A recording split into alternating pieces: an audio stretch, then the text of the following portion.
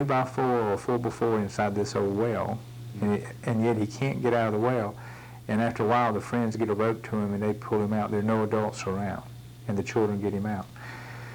Okay, when I was with this individual, one of the things I said as soon as he told me the memory, and this was in a group situation, and I said, and there's also, see, this could have been a family group or an individual group. It wouldn't matter.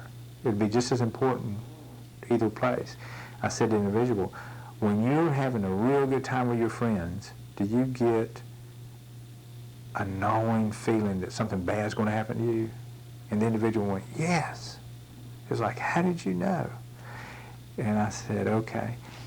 And then later, when I looked at the internal conflict and I began to find the positive intents of the active side for wanting to use chemicals, the positive intents when he first used, the reason he liked using was he was 14 when he first started, and they had a couple beers, and he became very confident, and he became the center of attention, and he was with his friends, and he enjoyed being the center of attention. And so what happened is the fear vanished when he got high, and instead of fear, see over here he had fear, he was with friends, and he was scared and in terrible trouble. Over here he became still the center of attention. However, he had a feeling of confidence. And so if you were that young boy, and every time you got with your friends, you got scared. Every time you were with people, you got scared when things started going right. It just makes real sense that you would, if you drank and all of a sudden you were confident, you'd keep drinking. And that's what he did. And then he became he kept drinking until he became addicted to it. And so what happens is the early memories are, for me, there's an assessment tool. They're also a check for the positive intent. So if I see the positive intent, and I go back and I look at the first memory, and there's an automatic correlation between the two, then I know I'm on the right track. And if there's not, I can ask a question or two, or I can sometimes point it out and be a little confused and say, this confuses me, and point it out, and they'll tell me the answer. The client will just say, well, I know the reason you might be confused. It could be that wasn't the first memory they gave me, that they gave me a different one. Or, you know, sometimes they'll tell you something and then all of a sudden the light comes on for both of you. So I use it as an assessment tool. I use it as a check to see if the positive intents are appropriate. And then the last piece you can do is go back and do change work with the first memory and actually go back and change the memories. And one of the things that I hadn't mentioned yet is that I also had training in neurolinguistic programming. And one of the things, I was doing change work before I got training in NLP. I was using Adlerian early memories and using Gestalt therapy to do my change work. And then when I went and studied NLP, I realized that, oh, they've got a name for this. They call it change history. And they had broken it down into steps. And so you can go back and change memories. And one of the nice things you can do, we won't be able to do today, is that not only can you change memories, you can give your clients permission to keep some things to themselves. You can change memories that you don't hear. By using physiology and watching the clients and going back and working with them, I can actually give clients the freedom to go back and do change work, and I never know what they're doing it on. Because some people just have such a problem with some things happening in life that they just don't want to share it with anyone. You can give them that right, and they can do the change work without ever acknowledging it. So those are the three ways that I use early memories. So you manage the process and let them take care of the content, and you never know what the content is. Yes, that's exactly right. I haven't thought about it that way. That's real good. Well, but it is. I just deal with the process. Yeah. Well, actually, when people come to therapy, I've got the idea that that's my task, is to help manage the process, and it's the client's responsibility to bring the content. That's true. The families, whatever. Same thing. Yeah. Positive intents. Can you kind of give me a listing of Sure. positive intents that people who are addicted to alcoholics, for example, may have to use alcohol or drugs? Okay. Let me do one thing. Let me back up one step to early memories, and then we'll move into positive intents. I just thought about something I forgot to say that's important. When people are looking at early memories, there's two or three things I look at. I look at, is there action in the memory, and who's taking the action? In your memory, you took the action. Is there a problem in the memory? And if there is a problem, was it solved? Because that'll tell you something about the way they see the world, where that sometimes problems aren't solved. So those are a couple of things. I look at the rooms, where the location of the memory. So if a memory is in the kitchen and food's involved, or if it's just in the kitchen, I would naturally, looking at addiction, I would begin to check out the use of foods. There may be a food addiction or bulimia or anorexia or something. I would also, if the bedroom's involved, I would of course look for sexual addictions. Or if it's there, the person may even tell you about sexual abuse. Just like in yours, you were under the house, so that was significant. That, like I said, you go under things, and as a therapist, we all do that a little bit. We go underneath things. So those are real important things to look at. I look at, is anyone in the memory drinking or smoking any chemical? So if there's alcohol involved, nicotine involved, then what you have is a memory with the chemicals the first thing. Who in the memory is using the chemical? Is it the same-sex person? So if it's a female telling your memory, was her mother the one using the chemical or the father? That'll give you an indication of the way they see it. Or maybe an indication of, say, a spouse of an alcoholic may have a memory of dad drinking, and she finds a husband that drinks. And so I just look for whatever's in the memory. So metaphorically, sometimes you'll see it one-on-one. Okay? And then the other, to move on to positive intents now, positive intents are interesting. Most people come into a session and want to tell me what they don't want. I'll say, what would you like when you leave here? They'll say, I don't want to fuss anymore, or I don't want to drink anymore, or I don't want this and I don't want that. And yet that wasn't the question at all. The question was, what do you want? And that's one of the reasons that they're in there. If they knew what they wanted, the chances of achieving it would be much higher. But they literally don't know what they want. And so one of the things I do, and looking at positive intents, I force the individual to go back and to begin to look at what they want, whatever the behavior was. So if it's drinking, I'll say, well, remember when you first drank. So I don't deal with it when they're fully into full-blown alcoholism. I look back to when they abused alcohol. What was the positive intent you early on started abusing alcohol? And they'll tell you, just like the little boy said, to feel confident and be the center of attention. And so I knew those were two positive intents. So one of the things that he needed to accomplish as a goal, two of the things, was to feel confident when he's with a group of people, and to know how to find ways to be the center of attention and to still feel confident. So once you've got those two goals, then you can begin to break it down, depending on if you're an inpatient or outpatient. You can break it down and figure out how to do your objectives, whether or not. So that's being sociable is a positive intent so often with addicted people that that's one of the reasons group therapy is so important. Self-help groups are so important because that's where the need is for so many people. So many people are missing that one area. The alcoholic, for example, will withdraw from society, and so will the family. Right. And so what happens, if you look at the forms of therapy we use, we get them back involved. Well, one of the reasons they may be withdrawn from society is the addiction. Another one may be that every time they're in it, they're uncomfortable, even when they're not drinking. You know, so it's just so what they're looking for is comfort in their life. So the ones that I hear most often would be socializing,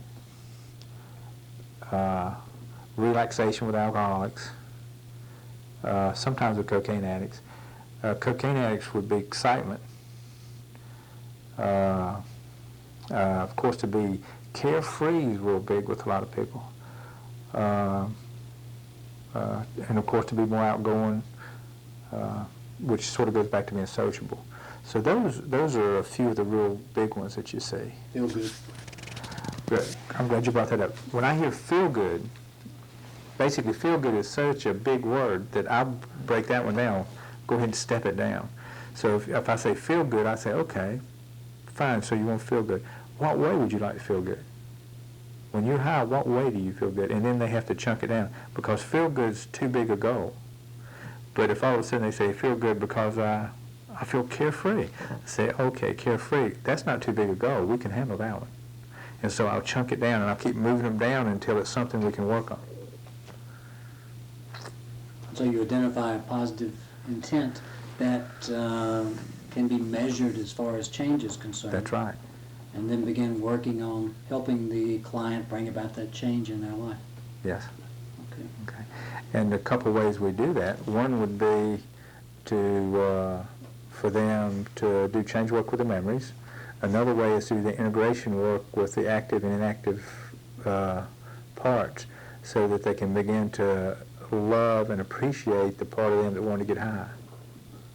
And if you're working with someone who has been in the field for a number of years, or like a counselor when they hear this, or an alcoholic who's been in recovery a long time and still on dry drunk, to say that scares them right at first. However, those same individuals are real fear-based anyway. And so it just sort of throws them into where they are. It's been amazing the number of people who have come to me after hearing me present that will say, when you first talked and I first heard you, you scared me. And then I went back and started listening to what you'd said and doing what you said, and it really helped me. Thank you. And there'll be people that I saw and I don't even remember, but they'll come up. But there'll also be people that have had maybe 6, 7 years sobriety, and yet it still scares them because to some extent, even though they may be getting a pretty good sobriety, they still haven't totally integrated themselves.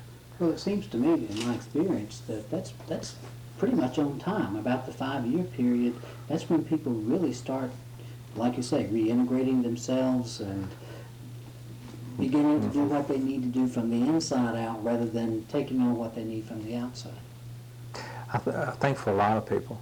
I also feel strongly, and people used to ask about this because I used to scare them a little bit. I also think you can do the same work with someone early on in treatment. I think you can do it the first 2 weeks in treatment. And I think what happens is it opens the door. Now the easy way, the integration work may scare them a little bit the first, but see, if you start looking at positive intents behind chemical use, that's not so scary. See, they can handle that. So, well, what do you think your positive reason for using that was? You don't even have to talk about the active and inactive state. You can just talk about positive intents. Now, so that's an easy way to move in. Now, when you move in, you do integration work and you look and actually have them dialogue between the inactive and active self and have them move back and forth, much like a stall, hot seat type work, and the dialogue's there and the resentments and the demands and the guilt is there, and have them begin to work through that, understanding the positive intents behind both sides. Then all of a sudden what happens is the integration can come very, very quickly. That makes sense to me. In fact, while you were talking, and you said that you could begin doing this early on in treatment, an idea that came to mind was that as soon as a person got out of detox, really, I think that they could go into group therapy all day long because that's where the treatment takes place, and just have group therapy. You could. And that would be inpatient treatment. Because if you did that, education would end up coming with education that they needed would start coming out anyway. They would start asking questions. So. Right. So there would be times you do real heavy group process, there would be times they may ask a question. Right. So what happened, you would just incorporate it all. And So you could do that. Yeah. Over a period of time, if you got your group gelled together and working together, then the group would transmit the information and do as much of the therapy as the therapist would. In fact, it's the group process that does the therapy anyway. And one of the things that I'm glad you brought that up, because one of the things I want to bring up about multiple family therapy is how you can use the things I'm talking about, just like I used them with you, is you can do the exact same way with the people in group. And what happens is that if you find out if a person's in a real physiological state and they seem stuck and they're angry at their wife, and there seems to be no impasse, you can go back with that individual and say, okay, if we work together just for a second, and you go back and let them get in touch with that, and you can ask them a first memory while they're in that angry state. And then what is amazing, they'll give you a memory of that mirrors what's happening. And as they do that, the spouse and the other people in the group begin to see it. And then they go, oh. And so a light comes on for them. They understand the person in a way. The spouse goes, oh, some of these fights aren't fights for me. He's been going through this same struggle all his life, or she has. And so then I also teach them how to look at positive intents, and I also teach them how to understand, to let each other have charge so that you're not projecting so much. And so they begin to understand when something's coming from them, because they begin to understand themselves and become aware of themselves. And then they also find out ways to ask questions. And so what happens is they really become like, oh, I hate to say counselors in the group, but it's very similar in that they'll learn appropriate ways to ask questions and get feedback and to give feedback. And they'll understand how the person sees the world. And later when an issue comes up in group, and they can come back and say, remember the other day when we were doing that? Is it happening now? And they'll do it, and the therapist doesn't have to do it. And so you really can get some good work done. Well, that was H.P. LeCour's motto for multiple family therapy, and that is to teach the families to help themselves. Exactly. And that's what you would be doing, I think, by doing this. So you're teaching them how to understand the internal conflict, so spouses don't have to be so mad. They can understand the disease, and that within this disease, once you get physically addicted, that this conflict is so severe that the individual is fighting with themselves. They can begin to understand the fight. They can also begin to understand that they don't have good recall. For example, to me, I think one of the reasons that family interventions work so good is that if you think about the states of the addicted individual and the memory not being there, that what happens is you say, why do you act this way? I can't believe you're still drinking when you treat me the way you do. Well, they don't have good memory of that if they're sober. And so what happens when a family sits down with an individual and they begin to say, you know, when you did such and such, this is how I felt. What they're doing is, in a sober state, beginning to build memories. They're giving them memories they never had for things they actually did. And so as they go around the room and they tell them, then all of a sudden, from that moment on in life, that individual has those memories that they never had clearly before. And that's the reason, to me, that interventions are so positive and have such an impact. Is you build, it's like when I said do change histories, it's a change history. Because you give them memories they never had. And they get to feel with the family at the same time and see the sincerity in the family. And so, I think a lot of what we're doing with multifamily therapy is an intervention. I think a lot of what we do in therapy is an intervention. Perceptual adjustment therapy is basically looking at numerous ways to intervene and to allow the person to see themselves and allow the person to have realistic memories of how they've been. And so I think that's one of the neatest things. I never realized that about interventions until, recently.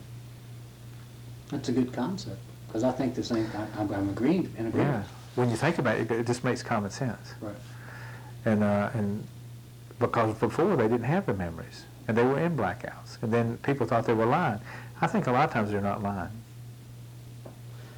Well, how would you use perceptual adjustment therapy in a multiple family therapy group? Okay.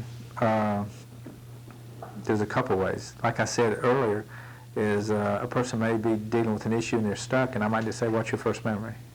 And allow them to tell me the reason they're stuck, their belief system, and also tell their spouse and the other people. I think if you begin to look at the internal conflict, the spouses and the chemical individuals are in internal conflict. And I think it gives people a way to talk to each other. And they can come in a room and say, I'm really in conflict right now. And I know I fussed at you yesterday, and I want to fight with you right now, yet I know I was in conflict earlier, before, so some of these issues don't even deal with you. So it gives people a way to talk to each other. It gives them an understanding of the disease. It gives them a real awareness of themselves. So just like I said a minute ago about if you do a family intervention, see, I think multiple family therapy is a family intervention, because what happens is each individual in that family has been intervened with. I mean, it's a true family intervention, except it's like a multi-family intervention.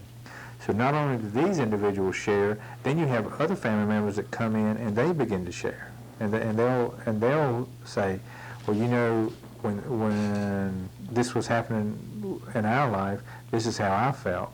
And so what happens is you end up doing, it's like still a family intervention where everybody's starting to look at themselves and share with each other and find out that they've got a lot in common, even though each individual may be different, but they find out the commonality between them. So I know one of the things in the treatment center that I started years ago, you set up a situation where when people first came in, even though they were in treatment, we came back and did family interventions. At the time, I didn't know the importance of that. I knew it worked good, but I didn't know the reason. And now that I understand more about state-dependent learning, I understand the reason that was so helpful, to go back, even though they were in treatment, because a lot of treatment centers say, why are you doing that? Why don't you go back and do family intervention now? And now I realize that we were building memories. We were giving them a memory bank that they didn't have access to without getting drunk or getting high. That was the only way they had access to their behaviors. The other thing that I'm doing in multifamily therapy is I'm looking at the individual family and the balance it has, and how is that family in balance with themselves to stay sick, and you begin to see things and other families will see things, and they can learn so well from each other.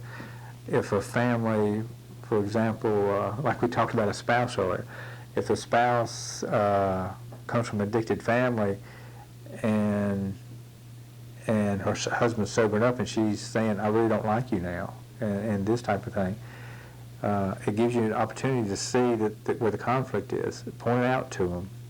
And also other families can get involved because they're going to go through the same conflicts, a lot of them, and they can begin to share. Another question? Well, I was thinking about the use of early memories, for example, with each family member. And Sure. how sitting in a multiple family therapy group, you might begin the assessment process, or, you know, in the middle of treatment, look into That's right. memories, and when everybody in the family begins to share their early memories, then each person begins to gather a dimension of understanding maybe that they didn't know before, on a content level as well as a process level. Mm-hmm. And when that happens with one family, of course other families are going to be looking internally while one family is doing this work, or one person That's is right. looking at their early memories. And so it has an impact on everybody. And if it has the impact on them as it did on me when you were doing my early memory, then people will generally, I think, want to share their early memory with you. Oh, they do. Members or individuals and groups see me do early memories, and they'll ask if they can go home and write theirs down, and we can talk about them next time, or if I can look at them on my own. So they get real involved with doing that. And homework is one way you can use them, so that you don't take up so much group time. If a person wanted to, they could have people go home and write up a series of first memories and tell them exactly how to do it, and then come back and begin to look at them. So there are a lot of ways to use it. Also, when I'm doing multifamily therapy, I like to use other homework. I like for the family to go back and talk to the older generation if they're not in the room, and find out who else in the families may be addicted, who had eating problems, who were promiscuous, you know, that type of thing. I just have them go back and look at the family and addictions and see what they come up with, because there will generally be a pattern. So there'll be times that I'll maybe do one person in the room and do theirs, and then at the same time ask the rest of the group to go back and to do their own and bring it back in, and they can share what they find out about their families. there are all types of ways you can look at that too. You can not only look at chemicals, you can look at what type of personalities in this family the women usually have. Did the husband's family and the wife's family have similarities? Normally you find that they do. Sometimes they go to the extent that in both the husband's and wife's family, the firstborn might be the addicted ones, or the oldest may be the the youngest may be the addicted ones. Or you may see that it skips every other generation, or that women have eating disorders. So when they go back and look, you'll just see patterns that exist on both sides. And then people begin to realize when they got married that there was more going on than just falling in love. I think that's important for families to know, that we are always reestablishing our family. And so the reason for multiple family therapy is to give the entire family a chance to get out of balance. So basically we're knocking them out of balance.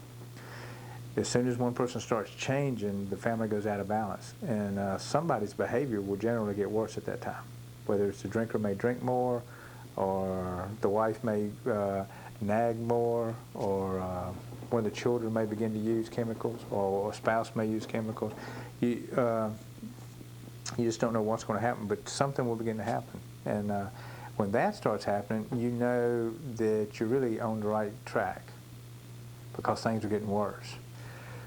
People will generally someone in the family will make things get worse so that everybody will go back to the old way.